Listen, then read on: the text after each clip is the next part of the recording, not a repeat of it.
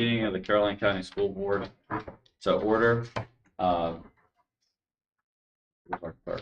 Lisa, we have Mr. Copeland, Mr. Taylor, Mr. Carson, Dr. Joanna Rollins-Fells, and we have a quorum.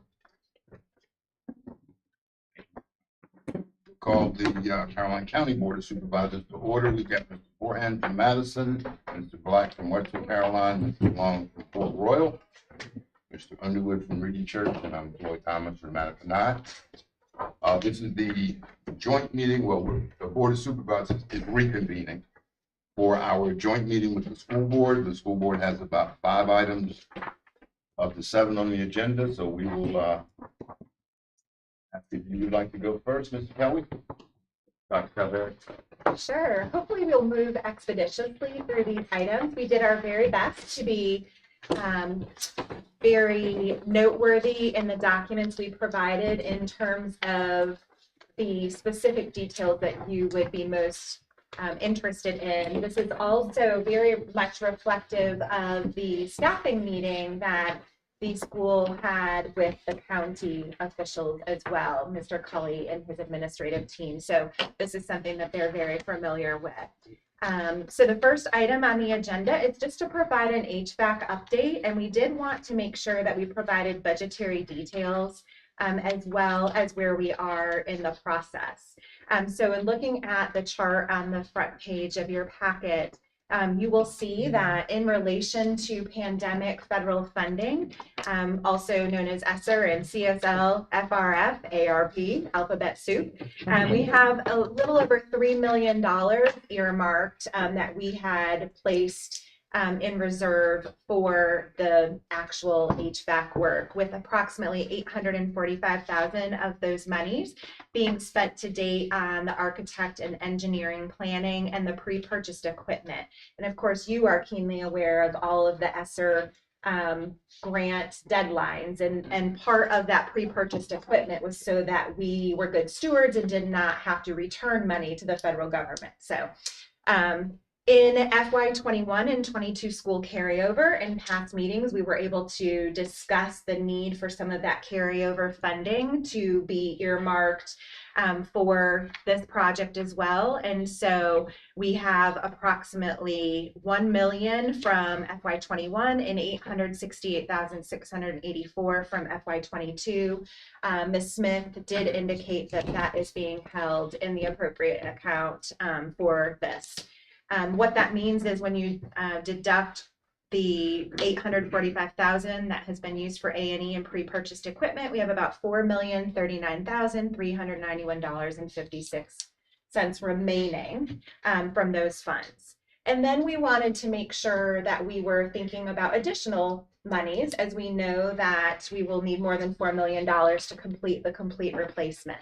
And so we have construction grant funds, which is one-time money from the state. It was able to be carried over to the end of this current fiscal year. We received, we have remaining $499,551. And off to the right-hand side, you will see some of the various projects that are in different stages that many of those monies have been utilized for. So for example, we need a complete replacement of the PA system, the announcement system at Bowling Green. That was the original, and it has been malfunctioning. So for safety reasons, we need a quick replacement at $60,000. Our ADA compliance at the high school stadium is in alignment with when that structure was built. However, even though it is in compliance, it is not up to current standards in relation to being able to really accommodate wheelchair-bound individuals, both on the visitor and the home side. And so we are using $45,000 and working with a vendor right now to increase the ADA space to accommodate 13 individuals total, 10 on the home side and 3 on the visitor side. Now, I do just want to put a little plug out there that in the CIP submission, you will see a larger request because we need sidewalk installation. There's not an easily traveled path to either side when you are wheelchair bound. So we're talking about 200,000 plus worth of either asphalt or concrete, which I think is more expensive at this point, installation. So That's for that next is year. correct. That Next would be year. a submission with the CIP coming in December. Yes, sir. But just to throw that little teaser out there.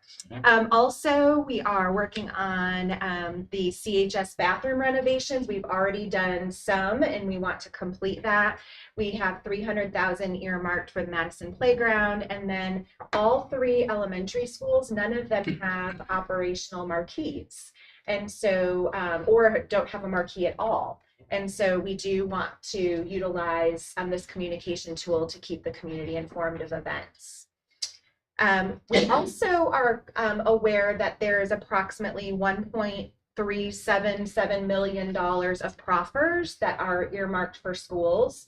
And in working with Mr. Whiteman, we asked about this, and it was also verified from Ms. Smith and possibly Mr. Parton. I can't recall who actually verified for us. But that this would be an appropriate usage of those proffer dollars. And so that would be a sizable amount of money that we could utilize to contribute to this essential HVAC replacement. Yeah, we have to double check that number Sure. on our side just to make sure. Sure. And possibly Mr. Cully can speak out loud so everyone's able to hear your comment. Where the proffers were from, and I was told from the neighborhoods that had proffers: Belmont, Pendleton, Right. Ladysmith Village, South River. And some of those proffers had area restrictions on them. They had to be used in that particular area. So School and schools. Yeah. So I don't think that was area specific. It's just Is this specific for schools or is this just total proffers? specific. that's Specific Potentially should be in school. the school bucket. Okay. So those are pre-existing proffers, and we feel like this is a really applicable usage without having to identify new monies.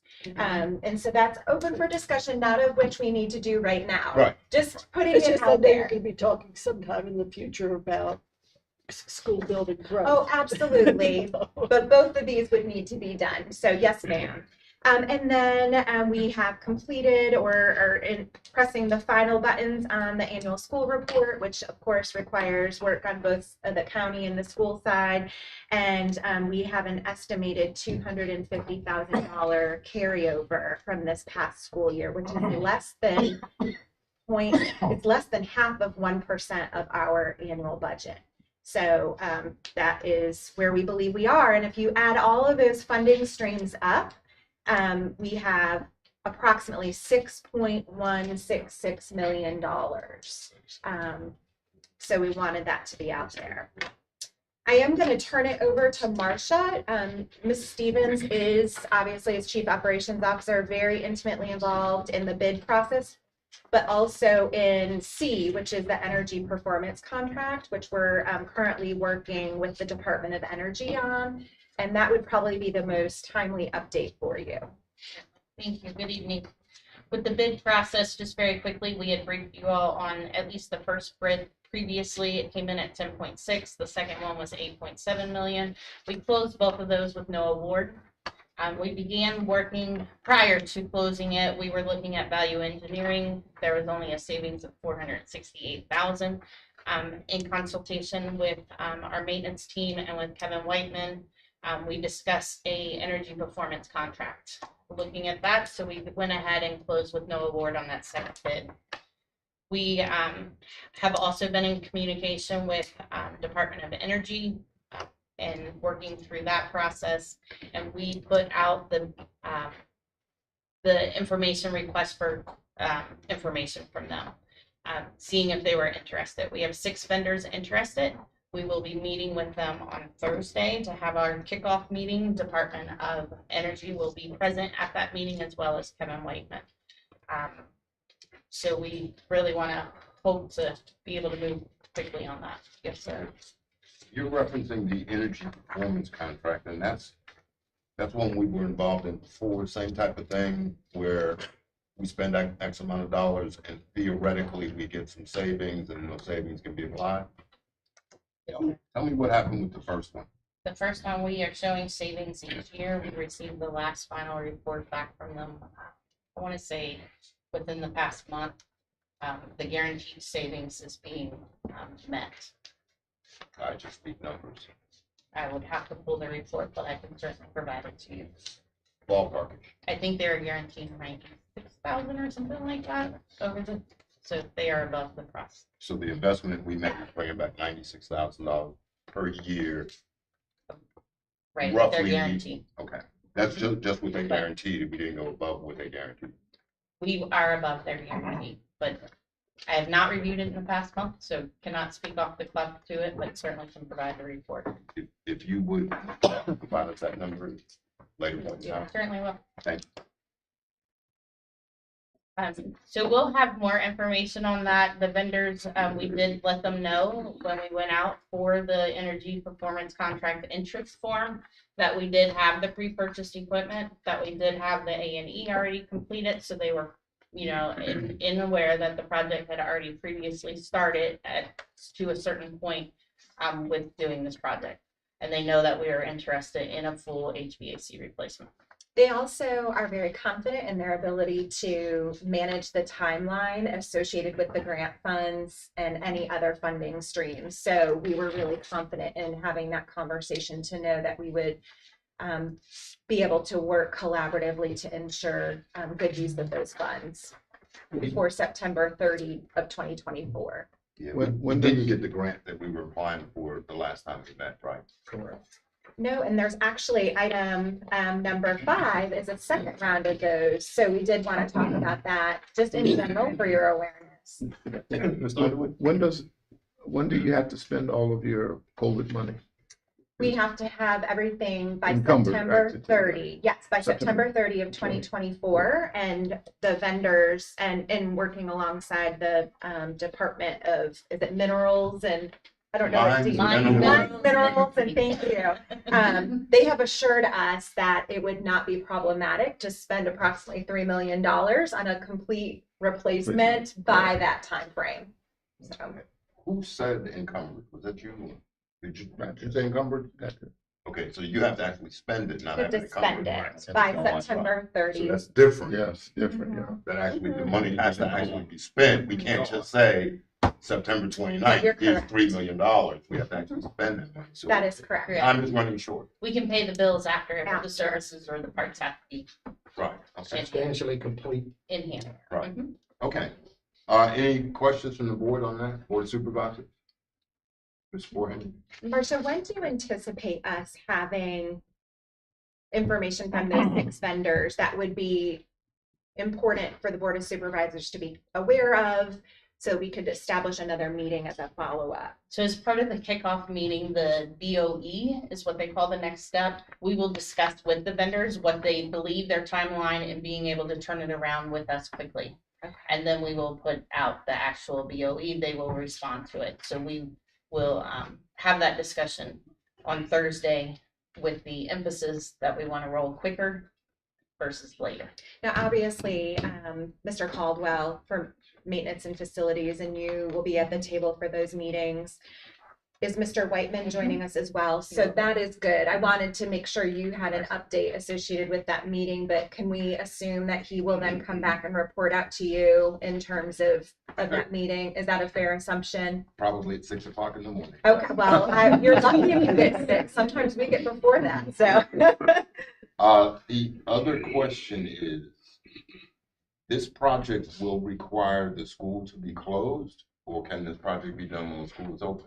The project can be done when it's open. The desire is to begin in December, have it next summer, be able to complete the federal dollars, and we do have local money that's contributing to the project to be able to complete the following summer. Theoretically, based on the last bid you got, the county would probably have to borrow 2.6 million if we gave you everything that was on it. I would hope the amount that you would need to look to borrow would be lower because with 6 bids- vendors, the bids we should be are, lower, right. exactly. And then, of course, I'm just looking at the worst case scenario. I think we used different words last time, but yeah, what's the most expensive case? Sure. That's it. Okay. All right, so that's something we have to look at. All right, thank you. Any, Ms. Long, we good? All right, well, thank you for that update. So the next item, I know you are likely wrestling with as well, Mr. Cully. No one likes to receive an updated budget as late as we all experience in the Commonwealth. But having said that, we wanted to give you kind of the big rocks associated with the updated FY24 budget. The first thing that I think is really important for you to be aware of is that we are still awaiting the calc tool, which is really a financial person's Bible in terms of, and not certainly not to slight anyone that has a religious background, but it is the document that really guides much of the processes and decisions that are made in the financial arena. So know that the calc tool is still being completed by the VDOE. Actually was on a call this morning with the state superintendent, and she indicated that Thursday might be the magical day. So I haven't even had a chance to share that with you. But I say that as a caveat. Some of these numbers are approximations based on our past experiences. So preliminary estimates per ADM of 4202.25, which is the number that they have used, which is slightly elevated from what we budgeted. We budgeted at 4150. So there could be some slight inflation, although our ADM is coming in high, but we'll talk about that. We are expecting the 2% SOQ compensation increase, and that is effective January 1 of 2024, so half of the fiscal year. And from the state, we are getting $204,633. The local required share of that SOQ component, hi, Mr. Seeley, we're in this colored document. Page 2. Yes. And anything in the blue, just so for record keeping, anything in the blue is newly added from what we submitted to you on Thursday for awareness. The local required share is 115,757. And again, that only covers our standards of quality employees, which we've spoken about many times. So for awareness, 2% of our current staff. So, and we use the word current because we do have a number of vacancies, and those may not fill between January and the end of the school year, is $380,000 effective January 1. And the amount required above the state funding to cover all employees that are currently in positions at 2% for mid-year is $175,367. So instead of that $115,757 from the county, we would love to get the $175,367. That would allow us to give all employees the 2%. So about a $67,000 difference. Can I ask a question here? Please. Mm-hmm. The 204 covers 2% for just SOQ, right? The state contribution. Right. Yes, The sir. state contribution. But in total, you need 290 from the county to cover 2% for everybody. The 175? We need Just the 175, right? Add it to the 204, we'll get you to the 380. which covers half of the year. So of course, for a full year, it would be the 760 for a full year. All right, I'm just That's trying what to- the cost of trying a to do deltas. 2% raise would be, both including local and state monies. So the county match for everybody else to get 2% only increases $60,000. Yes, sir. Yes, sir. So And again, we're not asking for you to make a decision on this. We wanted to give you this information. We need to act by January 1. So we thought this was great timing for us just to put that out there. And then we will confirm all of that once the calc tool is in hand and we have those solid numbers. Okay. And then moving to D, we also have an increase of basic aid. You know that we have during the recession, the previous recession, what, in 2010, 8, 9, 10? Yeah. 10. Started reducing. 10 is when thank you, Marcia, for that number. 2010 was when they started doing this money saving measure of capping support staff positions. And we've been battling legislatively for that cap to be either removed or at least reduced. And they are working towards that reduction to restore support staff back to what it was prior to the recession. So we have received additional basic aid from 24 to 24 support staff positions per 1,000 students in ADM, and that is additional money for us of $573,914. Does that mean that 3 people cost 500,000? Or does that mean you're giving raises to the people that are there? We are to determine what is to occur with those monies. We ideally would like, we've had a lot of conversation about paraprofessionals.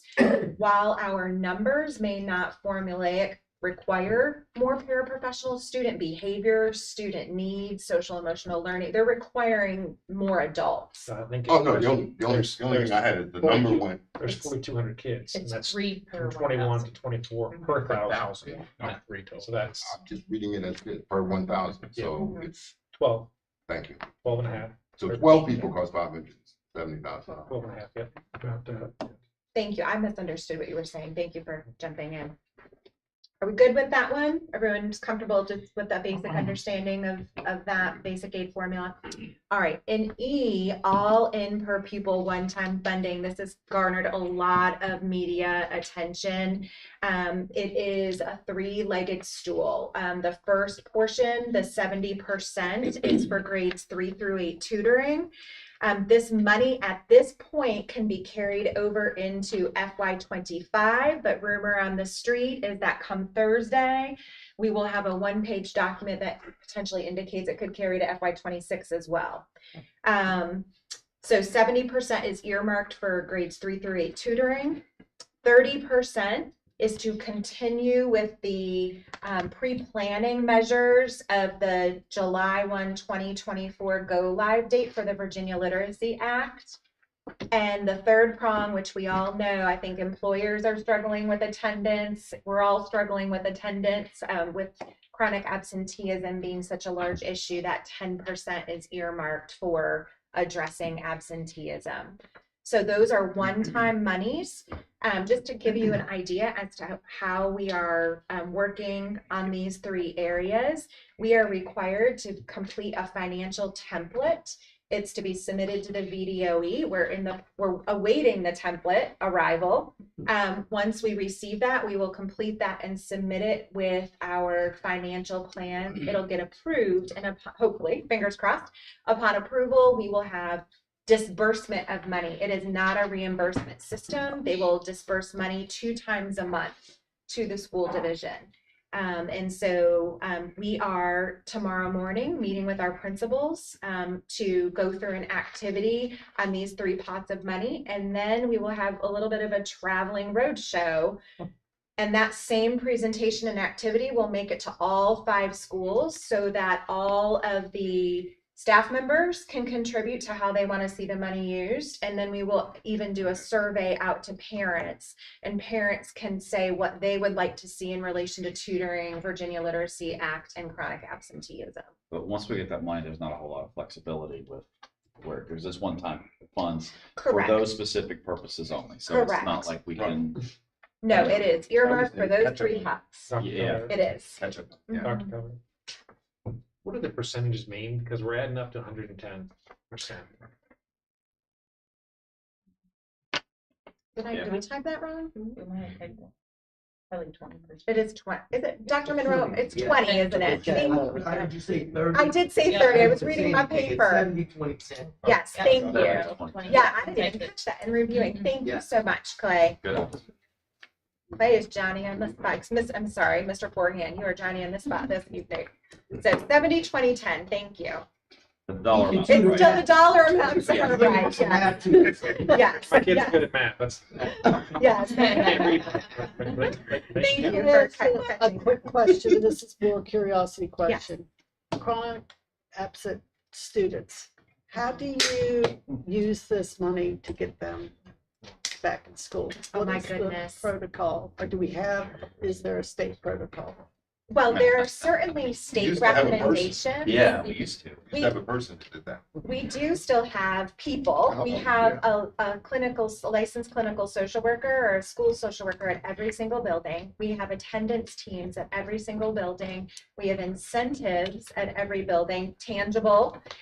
We do announcements every single week. We reward them at the end of the 9 weeks. We have multiple advertisements out to families educating them on chronic absenteeism. But if they don't show up, you don't. We have you no have ability power.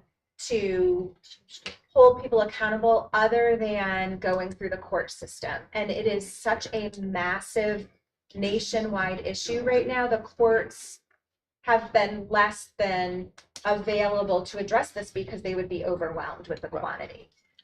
We are working on legislation to build in educational neglect into some legislation, which would give this process a little more teeth. But it's gonna But take time.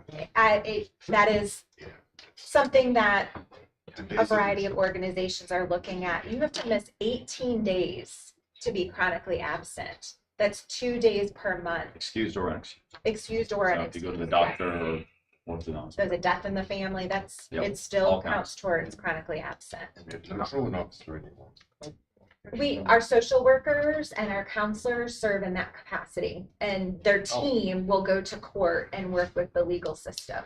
They used to just bring you to school. No, they don't do that. They're not showing up at the door anymore and Yeah. picking them up and, Okay. although we Mr. have Underwood, done home visits. You look at absenteeism longitudinally, correct? Mhm. How has it been over the last 5 years, let's say? Well, we might Well- want to kick out COVID, so let's look Sure. at pre-COVID Right. and Post-COVID. post. So how is that? Pre-COVID attendance was far greater, and I don't have those numbers right here to reference, but we did not have as substantial absenteeism prior to COVID. Then, of course, we went through that period of time where students and families were uprooted during that period, and the return to school has been hampered by a lot of factors. Right. So has you still have the online learning as well? And a very small It's not- portion. Yes. And you say very small, what? We have percent? approximately 55 students that are full virtual learners. Okay, And they work with Virtual Virginia, Right. and we're the stewards or Yeah. the liaison. okay. Yep. If I could, we are also doing some things with our curriculum called soft issues, where we're trying to do things where we can interest our kids into coming to school. I mean, we can't make them come, we can't go to the house and bring them. But if we can provide some type of incentive that might make them want to be at school, to be physically there, those are some things that we think are going to help out in this situation, because it's across the board. It's not just here. This Nationwide problem. absenteeism is just an Oh, issue. yes, I know, it's just, you We see have- it handled differently. Well, they all Right. realized they didn't have to go to school Yeah. to get a To grade, learn. you Right. know, 2-3 years ago. Right. We do have a tiered approach. All students get tier 1 supports, and then if we have a targeted concern, they get tier 2 supports. And then for students that are really on the path to being chronically absent, they fall into tier 3. And each of those tiers defines our response and the different methods that we use. So if you're interested in learning more, we can certainly share that with you. I'm just sorry you don't have anybody that could go on the door and scare. And I will say that That's what we used to have. the governor's office has worked with different chambers of commerce, and because we had requested that be removed as a attribute of accreditation, because there are only so many things we can control in that Right. area. That's And fair. in working with the business sector, they have been very clear that they want us to maintain it as K-12 entities, because if we don't hold them accountable for attendance and education, then it becomes even more problematic as they become workforce employees. So There's not a lot of repercussions for a student who misses 25 days. Because if they can still come in and take and pass the SOL and do all their coursework and get good grades, they're not, it's the schools that are being punished because of this, not the students or the parents. And while that is a small sector of the population, many of our students that are chronically absent are not achieving to They're the not level you trying. just described. That is a small Right. component. There are some kids out there that can do that despite attendance. Now, looking at the school report card, all three schools were had chronic absence issues with elementaries, correct? All five of All our five, I mean, schools sorry. had a, I'm gonna look at Dr. Monroe, I think we were yellow in all five schools. Yellow.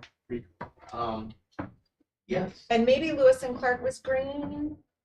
they actually were yellow Okay, this time. okay. It's not- So all five were yellow. I will say, we, in our monthly newsletter, we put an update, and I think you all are receiving it, and the middle school had 13% chronically absent. They're the best. Middle schoolers don't miss school. That, they're our best school for Parents don't want them at attendance. home either. Big words. They're social, they need the social component. That's You got another question on that? No, go ahead. I'll just wait. and wait. How does the chronic absenteeism post and pre look?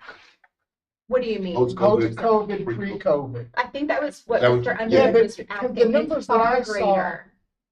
We had a problem post-COVID in 3 schools. All five. All five have had chronic absenteeism concerns in between 25% to 30% of the population being chronically absent. And then through different interventions, we've been able to drive that down. But yes, We get your, I think we get your newsletter. you do, yes, sir. Yeah, so it's, Yeah. Keep an eye out. Every month we report out. Is it okay to go to number 3? please. Okay, this one will be short and sweet. I think there was just a request for an update. We're moving beautifully along with the playground again. Before you go, Sure. the numbers on the agenda are different. Oh, I'm sorry. Sorry. We're That's looking at- okay. Is that okay? You can Are you go right comfortable through. just going right You can go down? right ahead. We just go Okay, back. I'm sorry. I took the liberty of That's fine. doing that. That's fine, you're doing right. So with the playground, we just wanted you to be aware of the different action steps, both short-term and long-term, that are underway. There is a monthly, I want to say, committee. Is it monthly that you're meeting? We're every 2 weeks. Every 2 At the weeks. start of it. At Madison, consisting of staff and parents and central office folks. They have been using all of the gleaned data from the student input and the parent group to look through safety requirements and equipment options. And their next meeting, which I believe is next week, they're actually meeting with vendors. And so the vendors will receive what they would utopically identify as a great playground, and then the vendors will go back and they'll craft a plan, and all three of the, or however many vendors you have, will come back and present the plan, and then those plans will go out to the Madison community and the students. They'll all get to provide input, and then ideally by January we would have a plan that we would then be able to put out as the final draft, and then they have agreed to have everything completed by June 30 of 2024. So it's been a great process in that we have good community involvement, we have great collaboration, and we're excited also that some of our student base has been involved. If you watch Facebook, you know the varsity basketball players have been over. All of these short-term actions have been taken care of, and there's already a sizable change in the play area. Thank you to Mr. Thomas, who came and joined us at our first meeting. Are there any specific questions about the playground at this point? I think now the one thing that I had this was brought to my attention, I think via email, I sent it to you Yes, last year.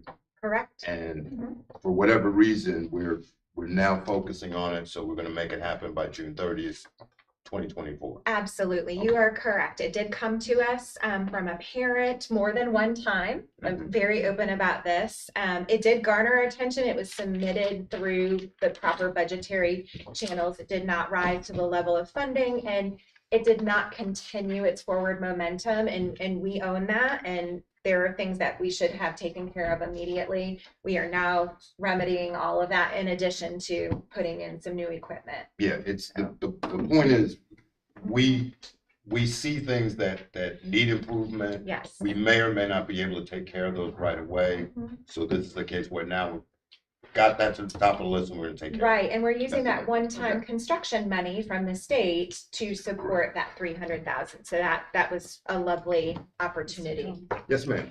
And I'm very glad to hear that you've got this program working now. I do want to let you know that last year, at the beginning of the school, the same parent that reported it this year and last year called me. I called the school.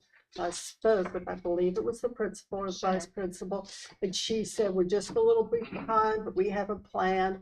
We're going to take care of it. So I just want you to know, I felt it very embarrassing when I got another call this spring because Sure. nothing had been done. And I'm sorry that you were So, put in that position. well, We I feel too bad for felt the kids. embarrassed by our So lack of they're gonna go through most of momentum. the school year without a proper playground. So I'm glad you're addressing it. I'm glad no one's gotten hurt and that the place has gotten cleaned up. We also Very have good. sent our coordinator of safety and compliance, Mr. Wick, to an extensive training. He is now, we're waiting his final results of his test, but will be a certified playground inspector. And that is something that we'll maintain. And so that will be part of his, monthly rounds, and then an annual report on each playground So as well. before school starts next year, all the playgrounds will be inspected. Absolutely. You know, Wonderful. there is a extensive research on playgrounds. When I was in the fast food industry, we put playgrounds in our restaurants, Mhm. and there's extensive what they should be, what the material will look like. He said it was an intense It's very course, intense. and that Yeah. 40% of the people in the You'd be training surprised. were coming back to retake the Right. test because they had not passed. That's- Mr. Wick is a smart man. I'm confident he was successful, but we're still holding our breath until those results. could have come helped in. him. Yeah, it's extensive. You're exactly right, Mr. Underwood. Could I just interject one thing? I would like to say, not in defense of anything, but all the elementary schools, except for Madison, did huge fundraisers to get equipment. Madison has never done a fundraiser for equipment. And I know Bowling Green, when it was first built, the Sunshine Lady gave a grant, and then that PTA for 2 to 3 years worked and worked to get that. Same thing at Lewis and Clark. The original builders donated some, and then the rest of it has been fundraised. And so we got to get that PTA involved and get going, because it's they need to own that, some of that too. I will say, in relation to that, they are working on Good. fundraisers. They have made that a priority. They too would very much like the community to invest. I think when you are fundraising, you start to feel a sense of ownership Right. and accountability. And I think this has ignited the opportunity to do that in a proactive way. So I'm excited to see that. And Dr. Calvert, if I could add, I had to find it again. I thought $300,000 was a little high for playground. I've done a little research. Of course, you see, I thought it to myself. So before you say things publicly, you have to do a little research, and that's what I did. But the website that I found out, I found it again. They said budget $1,000 per child. So you got 500 kids plus there, so you're definitely in the ballpark. We may be able to do things a little more cost effectively by involving parents if they want to be involved, like you said. So that's a good idea, but we're in the ballpark. And we've spent the 85,000 on all of this left-hand column already. So in totality, it'll be approximately 385. Now, obviously, if it goes slightly above 300,000, Well, I we'll I come back said to the 500, board, not but- to have you go to 500. No, we're going to be Just to say we were in the ballpark. stewards of the money, but All right. that's what we're aiming for. That's where we know where we are now. Okay. Correct. All right, I don't know what's We- next, but I have What do you have on your? capacity and enrollment. Line up with their numbers. Is that okay? Okay, so we're gonna go ahead and do capacity in County Grove. Mhm. And I just put in parentheses, and I apologize, the header is at the bottom of that playground chart. But I did put in parentheses, aware of the Belmont split vote for the proper, which was for recreation and schools. And I just feel like that's important for us to all be aware of. And I agree completely. I love recreation and I'm very supportive of that. That is not to be dismissive. And then I know about Haymount and Haymount, I don't believe is going to come to fruition, maybe in my watch and your watch, but I don't think anybody in here's ancestors will see. okay, so there we go. So that rumor is confirmed, right? Yes. But I do think You know, last year we experienced over 100 student ADM increase, and we are already, Marcia, what is our current ADM we reported out last night? 4303. 4303. So we are already 100 more students. So we are growing rapidly. And not only are we growing, but just this past week, one of our elementary schools had 5 wheelchair-bound students enroll. We now need to hire a new teacher and 4 paraprofessionals. So and our English language learner population since the end of last year was around please don't quote me on these exact numbers. I think it was around 131, and we're now at 163. And that means that we need a new teacher. So to be compliant with SOQ. So we're growing, but we're also growing in our diversity as well, which is beautiful, but it's just something to be aware of. And so we wanted you to have, these were hot off the press numbers for building capacity as of last week. So we at the high school, our capacity is 1620 and we're at 1280. At the middle school, our capacity is 1226 and we're at 998.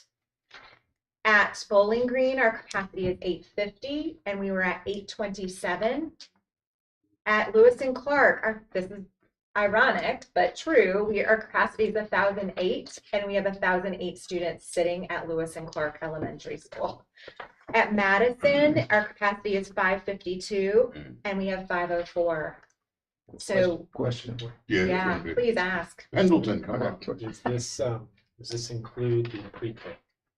These numbers are inclusive of pre-K through 12. Because their little bodies are in there and they require Agreed. classrooms too, Great.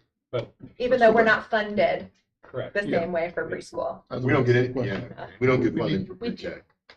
So what's the number without pre-K? We do. Say that again? How many kids are in pre-K? Over Pre-K. 300, 225. 225? even with the new, with Head Start included, that was And- 300. and- 105 plus 9. Oh, there we go.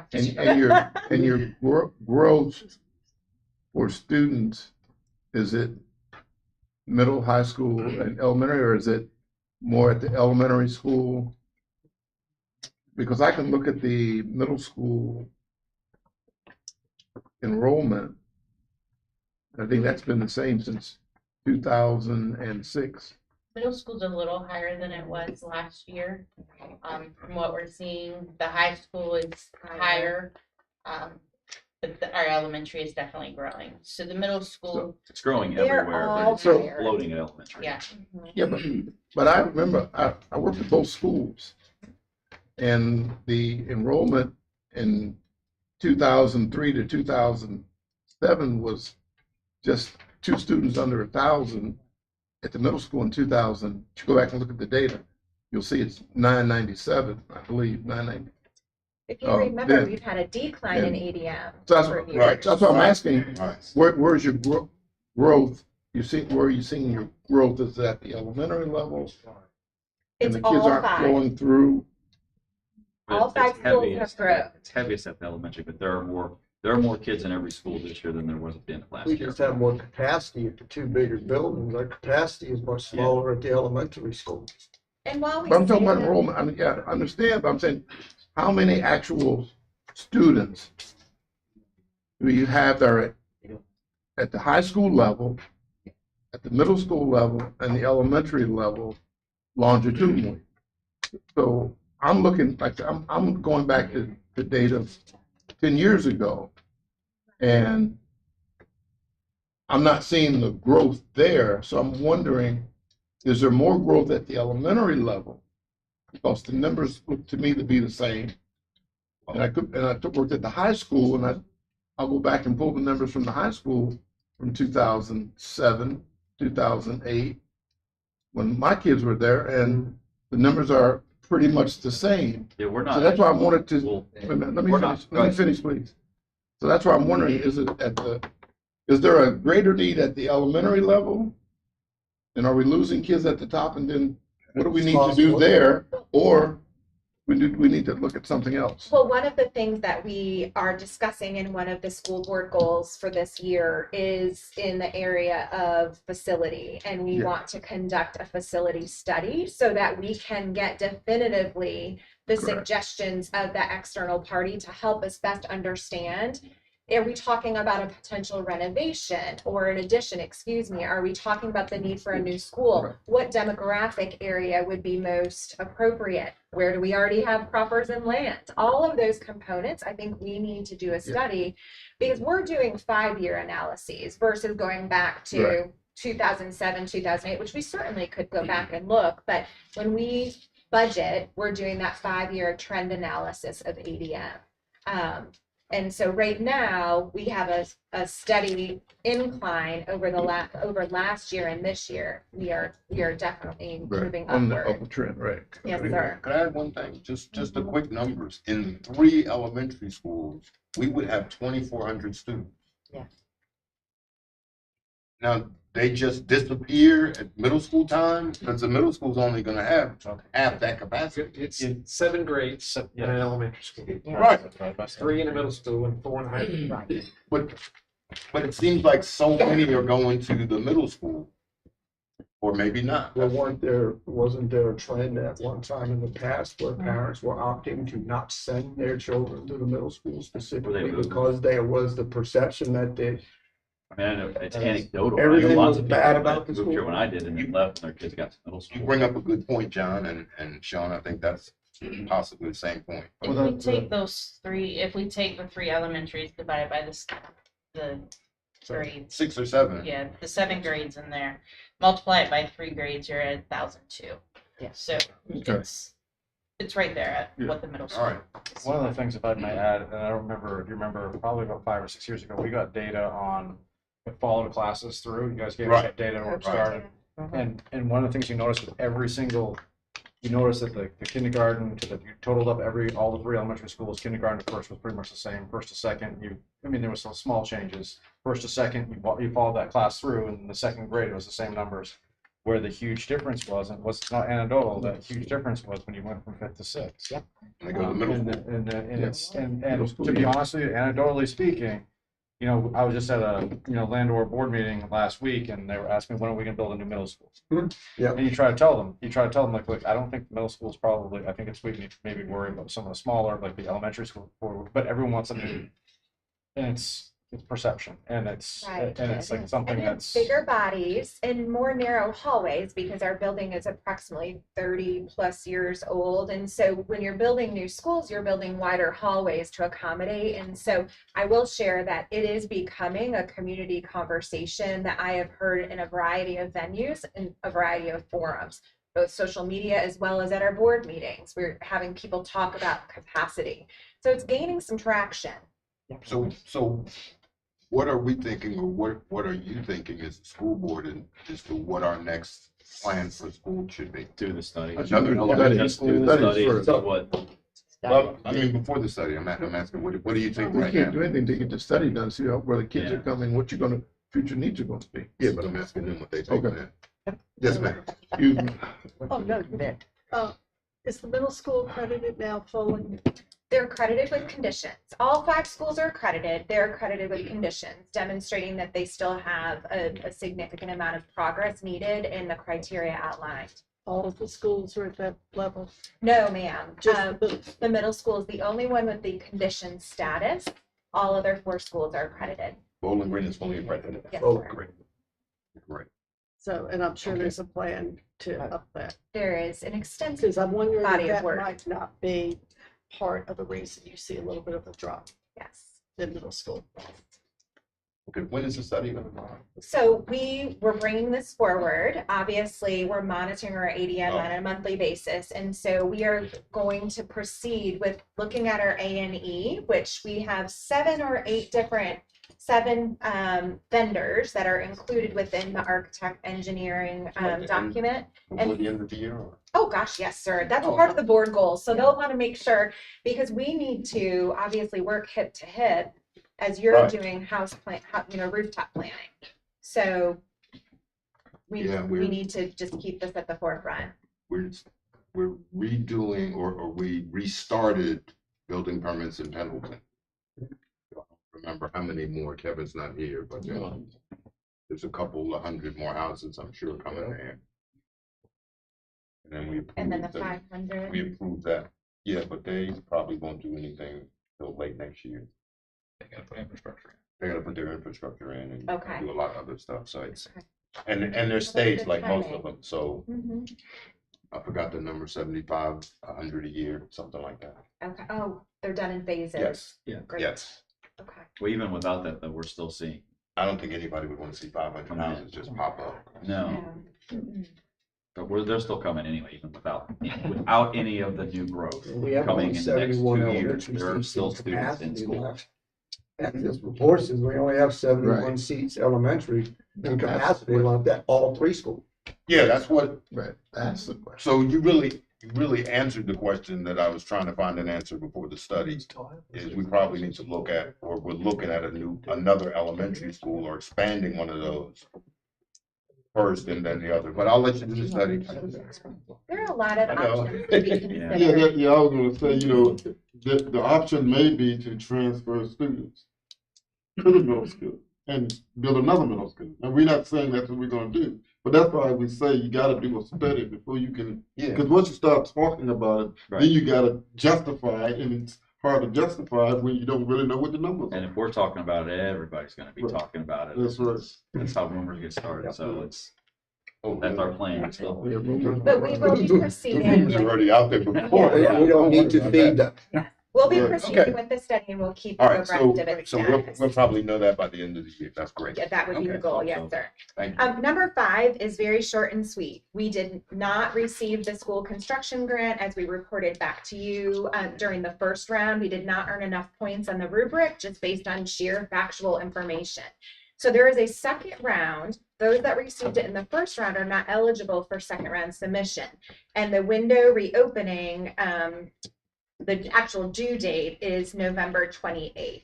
And so it's the same criteria, and they're one of the places that we lost 5 points. And to no fault of anyone, we just need a board of supervisors letter, which indicates what is highlighted in yellow.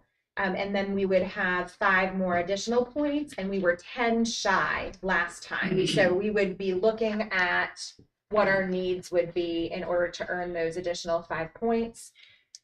The project that we applied for before was HVAC. So by the due date of November 28th, we'll know more about potentially what our HVAC cost is. We may not need this grant, but there may be something else that we want to apply for. It could be used for new construction as well as replacement. So we just want you to be aware at this stage. And you might hear us coming back and saying, would you be willing to write a letter so we can submit and get those 5 points? What is that? How much is that grant? Do you know the details? We applied for 7 point some, it's 80%, 20%. 7 point some million.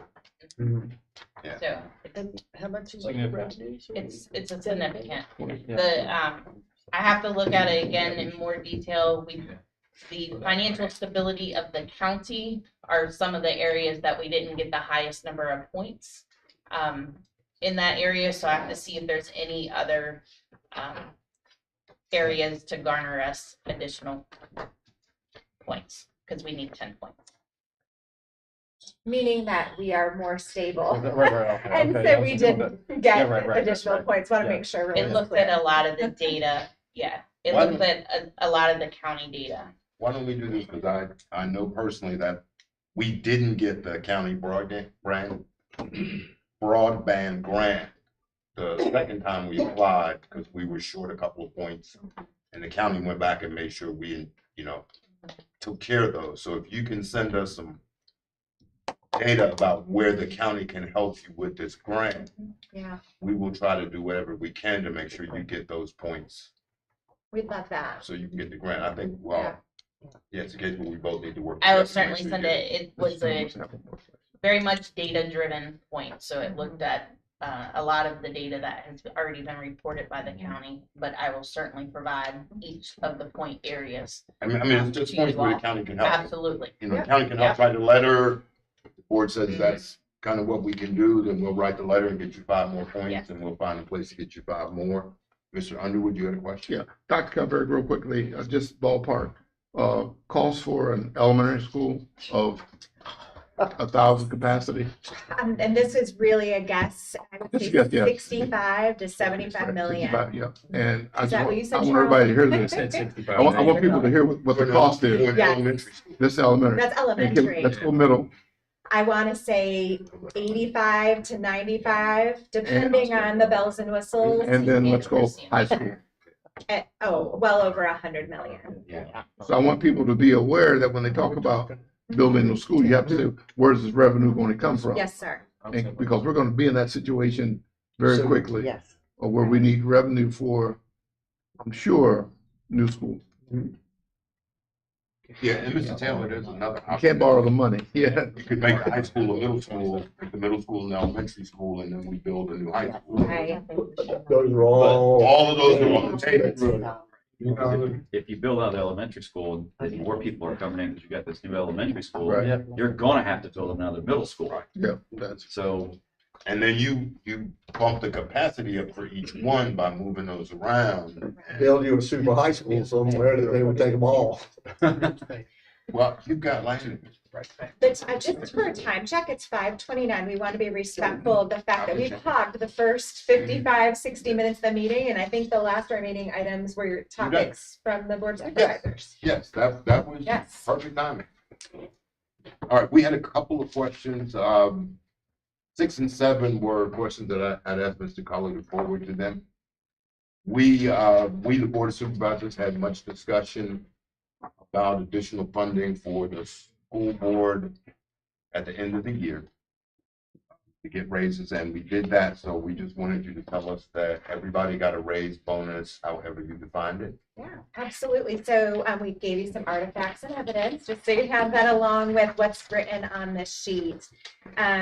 Because we were able to collaborate with you and use state money and local dollars, we were able to indeed do step one of the salary compensation study. And we also did a $1,200 retention bonus that was paid to all employees who had signed their contract or their appointment letter by June 15th. And so those were two strategies that you can see on the stapled document. Together, we put out this 23-24 recruitment retention strategy document. We wanted to be loud and proud about all the different efforts the school division was able to embrace in order to keep our people or to attract people. And item 1 and 2 are in relation to the bonus and to phase 1.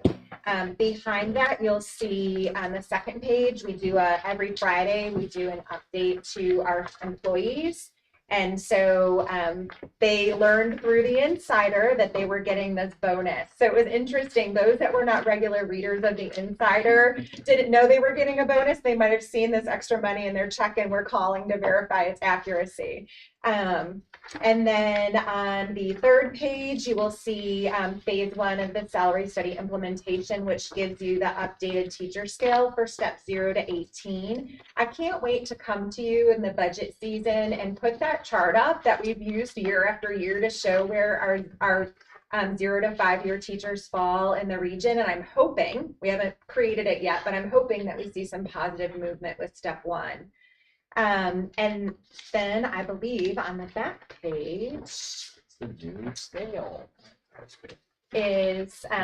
the scales is again a second copy of a different insider. And on the very back page, you'll see where we put the reminder into staff about contracts and returning teachers on steps 0 to 18 have received their adjusted salary.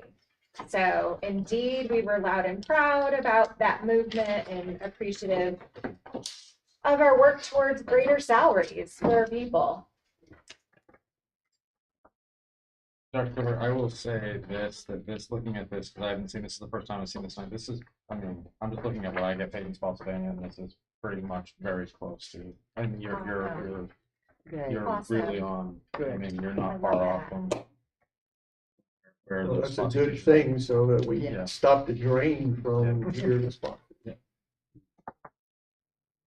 Is it still 60% of our teachers come from outside the county?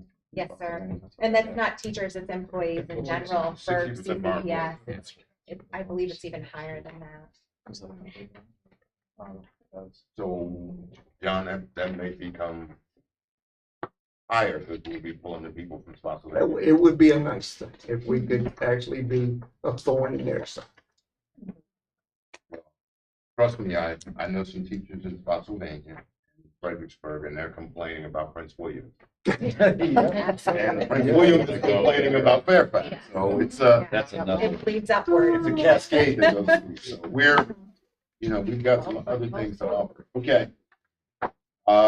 We will, I'm sure you gave us something about the budget calendar. So November, you're gonna start talking about the budget, your budget for fiscal year 25. We've already begun CIP. We just presented during budget workshop yesterday, the budget prioritization activity for capital improvement. And we will absolutely we're collecting right now operational budget priorities from all of the buildings and departments. And so we'll be doing our prioritization activity with a variety of stakeholders. So yes, sir, we're well into budget activity. I'm sure you guys know that those dates will change on the draft. Right, They right. always do. I just, since it was out here, we hadn't at least touched on We it. still haven't finalized this year's budget. Or to tell you the truth, we've got an agenda item on, you haven't finalized last year's budget either, so we will work on that. But that's more or less an accounting thing, which you do at the end of the year, we do the same thing. Yes, sir. All right, last thing, Mr. Kelly and I were briefly discussing school maintenance, and I bring this up every time we're together. Sometimes the school board doesn't get the amount of funding they request. Sometimes maintenance seems to be what's neglected or not neglected, but not taken care of. So I wanted to have a little discussion for a couple of minutes just to see if the school board would be interested in county taking over maintenance. Your core competency is teaching. We want you to spend more time teaching and less time worried about the HVAC system or who adds oil into the boiler or whatever it is. See if you're willing to consider that. We're not trying to take your employees either. I think we've had past conversation specifically in relation to grounds. I know at one point we were having some administrative dialogue with Mr. Colley and his team. And we even with Mr. Shebel ran numbers associated with that being beneficial. It kind of lost its momentum. But I would be interested in conversation about grounds. I don't want to speak on behalf of the board, however. I don't know that we've discussed maintenance recently. Grounds is like grass cutting. I would, personally, that may be something that's good. But I would like if we could have a work session where we could kind of sit down and talk about that and look at what the impact would be to us, what the impact would be to you all, who's going to do what. And then once we get it out in the open and we answer questions, then we would be in a better position to say, well, I can support that or I can't support that, or I can support that if it includes certain things. So for me, I don't know enough about what that really means for me to sit here and tell you, yes, we should do it, or we shouldn't do it. Good point. I just wanted to make sure you didn't say, no, that's the stupidest idea I've ever heard. No. If you said that, I was gonna bring it back the next time anyhow. That's just how I roll. But the reality is, as I just said to Dr. Calvert, your core competency and your key concern is teaching and education. If the county, because we had this a while back, I think the board members will remember that pieces of equipment are not maintained like they should be maintained. And it ends up costing us a lot more money in the long run. Because if we forget to put oil in whatever piece of equipment needs oil, and I burn out the engine, pulley, gears, whatever, now I got to buy that new piece of equipment when, I should have just had somebody else there to say, okay, and then there won't be an impact if, on the rare occasion, the school board doesn't get all the money they request. Mr. Thomas, I have Yes, a ma'am. question. Didn't at one time we talk about the maintenance with the snow removal and you all were not interested because we had so much more snow to remove than y'all did? I know that was true. I don't recall that, but that's But probably something Mr. we Cully, couldn't you do. remember that? Yeah. Yes, I know, because we had so much more to move than you all do, so y'all were not really interested in us and doing it with us. And that's kind of why I It's just not passed hurt to over. be yours. Yeah, but that's Of kind of course why, not. Nancy, that's kind of why I passed over the grass cutting thing. Yeah. That's that's not gonna be a key. If you don't cut the grass, it's not gonna hurt anybody. I mean, if you don't cut it as regular, I see BDOT, so I know. And they're cutting today. They are. But if you don't maintain your HVAC equipment, not saying you didn't, but if you don't do that, you don't have money and we don't have money, as we see, to replace that. So letting somebody maintain it for you, It's it definitely- takes a headache away from you. There would have to be some, Yeah. a lot of discussion points, but there would have to definitely be some things that we would agree on, like, what's the time frame for if the roof leaks in one of the buildings, and if there's something, if we have to close down. Searches for grass. The other thing issue too is Mr. Thomas, if it was one of our employees that are messing something up, then we would have to be the ones responsible for the HVAC system. Because if one of our employees that was now taking care of their maintenance, one of our employees messed that up and it's an $8 million or $10 million HVAC system, it would be on us, not the schools. We couldn't break their equipment and say, well, you. I mean, that's a great what if scenario, but the reality is, Well, that's reality. it doesn't matter who messes it up. That's the thing. It's trying to get somebody to not mess it up and say, you're responsible for this equipment or not. Mr. Chairman. Dr. Rumsfeld. I appreciate the conversation, and we did talk before about grass in particular. And Mr. Taylor, to just kind of give you some insight, we talked about, man hours, we talked about the equipment, we talked about the storage, all of those operational pieces. And we are so much larger that I think that conversation kind of lost some steam, much like the snow conversation. The county was not equipped at that time to be able to assume that workload and maintain that workload. I would be interested in having a conversation again, but my interest is not because of neglect. My interest would be more of overall maintenance and mobilizing manpower in a way that makes sense. I just wanted to say that and be careful about that narrative. And I'm not, and that's a great point. I'm not trying to say that you're not doing what you're supposed to be doing. I'm just saying the time you spend doing maintenance, you could be doing education. And I think we all agree that's your main focus is education. And maybe we can help to prevent bigger costs in the long run.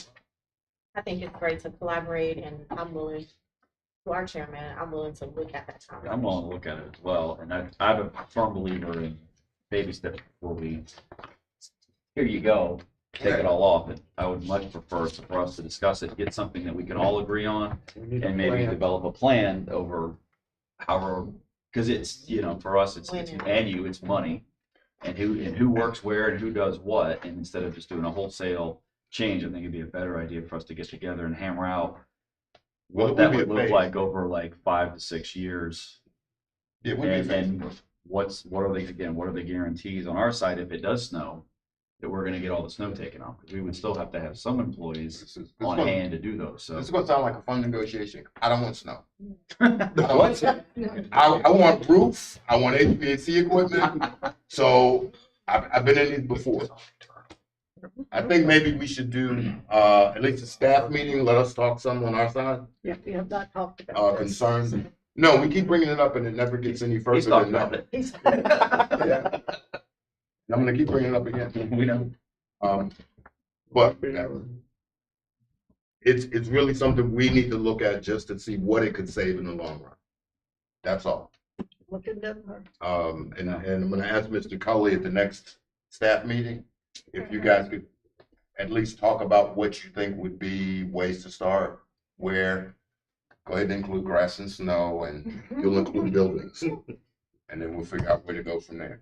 But it's really, and my goal is to figure out a way we can make sure all the maintenance is done on all the buildings, so you've got facilities to teach in and spend your time teaching. And there are a couple of other things we could let you take over, but if we talking about, But there goes the problem. seriously, like what? Well, seriously, the job of education has changed so much over the years. when I came into the classroom, you didn't have to worry about whether kids came to school. If they didn't come, you called their parents, and their parents made them come. We didn't have to worry about whether or not they had breakfast, or whether they had lunch, because those kinds of things just were not an issue at that time. But the world has changed, and the job is just different. So I can sit and understand what you say. Our job is to teach. If all we had to do was focus on teaching, I would just love that. That's minutes from hell. You know, you brought up something that I say in the community every time. I am so proud of our school boards for feeding our kids, every kid, breakfast and lunch at no charge. That is a wonderful thing, because I hear about different places where kids have a credit account and whatnot, or they can't get lunch because their bill hasn't been paid. This is a wonderful thing that happens in Caroline. I think we should all be proud of that. So I do appreciate that. I said 4:45. We got 1 minute. Anything else, anybody? Or 6? Anything else anybody wants to say? Thank Anyone, you. school board side? I just want to say thank you for the productive meeting. Yeah. We moved through quite a number of topics just to get information out there. So thank you. Thank you for the updates. You want to bank close? Yeah. Motion to adjourn? So moved. So moved. what? Second. Who did it? Who made the motion? I did. It's Nancy and Oh. John. John. Mr. Any Carter. discussion? Hearing none. Stay longer. All in favor? Aye. Those opposed? We are adjourned. All right, anything on our side? We're adjourned, and we will start at 6 or a few minutes after. Charlie, this is your board. Yeah.